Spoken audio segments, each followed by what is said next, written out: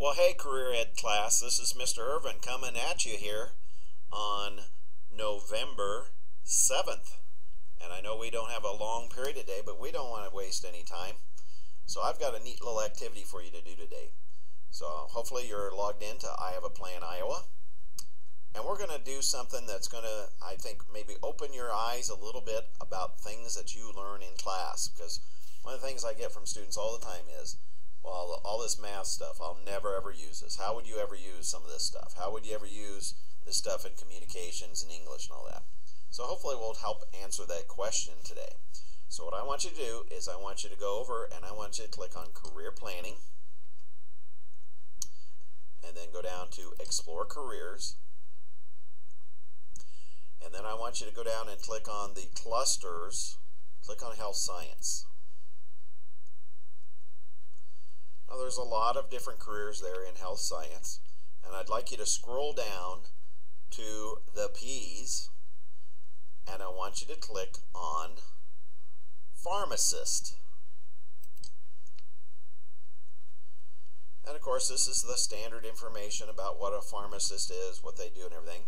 But what I'd like you to do is go over here to the left and click on Real Life Activities. Now these are really neat because it really explains what a person doing a job, how they're going to use things like math, communication or English, and also some decision making. So I would like you to click on Real Life Math Activity. Alright, so you read along as I read aloud. Real life math. Tim Gallagher worked as a community retail pharmacist for 15 years before taking a job managing a dozen pharmacies in southern Minnesota. He says students don't need an extensive math background to succeed in pharmacy, but they should be good with numbers. If you're compounding IV solutions in a hospital, a tenfold error is going to kill a patient, he says. From my perspective, business math knowledge is also beneficial, like knowing what things cost and what the reimbursement is. Some new pharmacists, I'm just shocked, they don't understand that if a drug costs you $50 and you're reimbursed $40, it's costing you $10. One of the roles of a hospital pharmacist is to order the drugs on as tight a budget as possible. It means careful decision making. You want good prices and good quality. Sometimes you have to choose a more expensive pharmaceutical because it's more effective.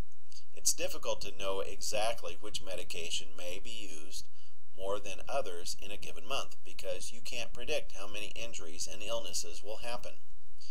Because of the budget restrictions, a pharmacist may end up being conservative when ordering supplies.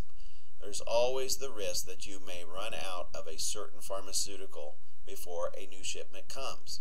When that happens, a pharmacist needs math skills to convert the medicine that is on hand to the correct dilution.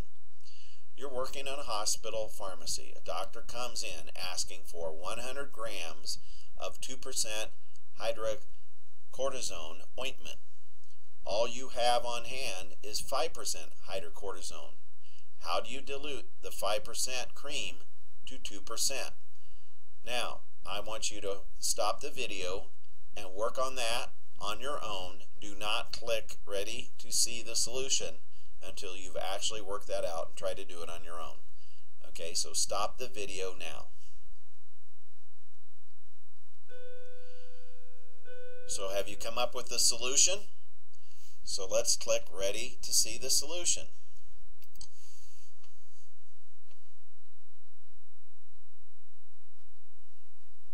First, figure out how much pure hydrocortisone you'll need. Multiply 100 grams by 2%. 100 G times 0.02 equals 2 grams. You'll need 2 grams of pure hydrocortisone. Next, calculate how much of the 5% formula is needed to get 2 grams. Amount needed equals 2 grams divided by 0.05. Amount needed equals 40 grams. To make sure 100 grams of the solution or to make up the 100 grams of the solution, the pharmacist needs 40 grams of the 5% formula and 60 grams of diluent. All right, so that's an example of how a pharmacist might use real-life math, might apply math to their occupation. Now I want you to go back over and click on real-life activities again, although it's not wanting to click for me. So I'm going to cheat. I'm going to go up to the back arrow on the browser, and you can do that too. And if you have time now, click on the real-life communication activity. And this is another one you can just kind of do on your own. Read through it, and then you can even talk about it side by side and figure out how would you handle this situation and how would you communicate, because communication is very important. And if you get that one done and you have some time left over, go back and try the real-life decision-making activity and how that would apply to being a pharmacist.